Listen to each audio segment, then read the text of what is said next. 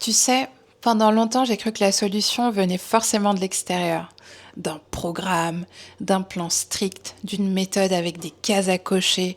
J'avais l'impression que je n'étais jamais assez disciplinée, jamais assez motivée, jamais assez bonne élève pour réussir ma transformation physique. Et c'est fou parce que plus je suivais des choses extérieures à moi et plus je me perdais. Je devenais dépendante de règles qui n'avaient aucune cohérence avec ma vie, mon corps et mes besoins. Et peut-être que toi aussi tu connais ça. Ces phases où tu te dis « Allez, cette fois, je m'y mets pour de vrai », tu suis un plan parfait pendant 3 jours, puis la vie arrive, les émotions arrivent, la fatigue arrive, et tu te retrouves à croire que t'as encore échoué. Mais laisse-moi te dire quelque chose d'important. C'est pas toi qui échoue, c'est la méthode qui n'est pas faite pour toi. Les régimes ne sont pas construits autour de la réalité, celle de tes traumatismes, de ton rythme, de ton cycle, de ton histoire. Les régimes sont construits pour te faire entrer dans un moule qui n'a même pas été créé pour toi. Et la vraie solution, elle a toujours été en toi. Mais personne ne t'a appris à l'écouter. Ferme les yeux, sauf si tu es en train de conduire, bien sûr. Respire et écoute. Tu n'as rien à prouver à personne. Tu n'es pas en retard. Tu n'es pas un échec. Tu n'as pas raté ta vie. Tu n'es pas en train de recommencer pour la 1000e fois. Tu es juste en train d'apprendre et d'avancer, de comprendre ce dont ton corps a réellement besoin. Et rien que ça, c'est déjà énorme. Bravo! Tu sais ce qui change tout? C'est ce moment où tu réalises que personne ne viendra faire les efforts à ta place. Personne ne viendra marcher pour toi. Personne ne viendra boire de l'eau pour toi, prendre soin de ton sommeil, nourrir ton corps.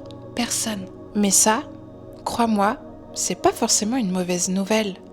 C'est une libération. Parce que si la solution vient de toi, alors tu n'as plus besoin d'attendre la motivation parfaite, la méthode miraculeuse, le bon timing, ou que tout soit aligné parfaitement. Ça veut dire que tu as déjà tout ce qu'il faut. Et quand on comprend ça, on arrête de se battre contre son corps. On commence à marcher avec lui. Je vais te dire quelque chose que j'ai mis des années à comprendre. Je ne changeais pas parce que je me détestais, je changeais parce que je croyais que m'aimer, c'était me contrôler, me corriger en permanence. Je croyais qu'être dur avec moi-même, ça allait me pousser à réussir. Mais au fond, j'avais peur. J'avais peur d'échouer, peur de répéter les mêmes cycles, peur de n'être jamais assez pour réussir ce que j'avais envie de réussir. Et tu sais quoi? Toutes ces peurs, je les ai encore parfois. Mais maintenant, je sais les regarder en face. Je ne les laisse plus contrôler ma vie. C'est là que tout change vraiment, quand tu comprends que c'est pas dans un régime particulier, dans une façon de faire particulière, pas dans une méthode parfaite, mais que c'est plutôt dans cette volonté de vouloir se choisir chaque jour. Imagine un instant que tu n'aies plus besoin d'être parfaite, que tu n'aies plus besoin de tout contrôler, que tu puisses juste faire un pas après l'autre, une marche, un verre d'eau, un repas qui t'apporte de l'énergie, 5 minutes de cohérence cardiaque, une nuit un peu plus douce et récupératrice. C'est ça la vraie transformation. C'est pas spectaculaire, c'est pas instagrammable, c'est pas une longue liste de choses à faire. C'est juste toi qui reprends ta vie dans tes mains, calmement, avec patience, et les résultats viennent parce que c'est dans cette façon de faire ces petites choses qui paraissent insignifiantes et basiques que tu construis quelque chose de solide qui tient dans le temps. On arrive à cette période de l'année où tout est plus intense. Les repas, les émotions, les souvenirs, la fatigue aussi. Il y a les fêtes, les tables pleines, les excès alimentaires parfois. Il y a aussi les moments de solitude, les comparaisons, la tristesse qui remonte sans prévenir. Et pour beaucoup de femmes, c'est une période où le corps, le cœur et la tête sont mis à rude épreuve. Alors peut-être que là, en ce moment, tu te dis « En janvier, je reprends tout en main. En janvier, je ferai mieux. En janvier, je serai plus disciplinée. » Et moi, j'ai envie de te dire autre chose. Tu n'as rien à réparer, tu n'as rien à compenser, Tu n'as rien à punir. Tu n'as pas besoin d'un nouveau régime pour mériter de te sentir bien. Tu n'as pas besoin d'une méthode parfaite pour te respecter. Tu n'as pas besoin d'attendre une nouvelle année pour te choisir.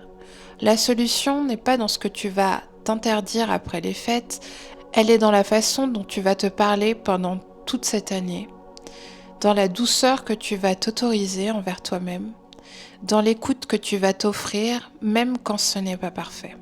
Si cette période est lourde pour toi, sache une chose, tu fais déjà de ton mieux et ton mieux est suffisant. Alors avance avec toi, pas contre toi.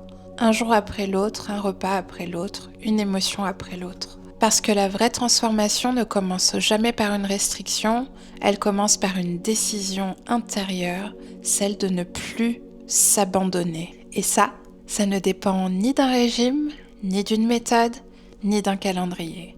Ça dépend de toi et tu as déjà tout ce qu'il faut pour réussir. Si cet épisode t'a fait du bien, prends ce moment pour respirer. Vraiment, juste une respiration. Tu n'as rien à prouver, rien à rattraper, rien à devenir de plus que ce que tu es déjà. Garde avec toi ce qui résonne et laisse le reste. Et rappelle-toi, même dans les moments flous, même quand tu doutes, même quand tu te sens fatigué ou perdu, tu peux toujours revenir à toi. Je te retrouve ici dimanche prochain et d'ici là, prends soin de toi car tu es ta priorité toujours et je te dis bye bye.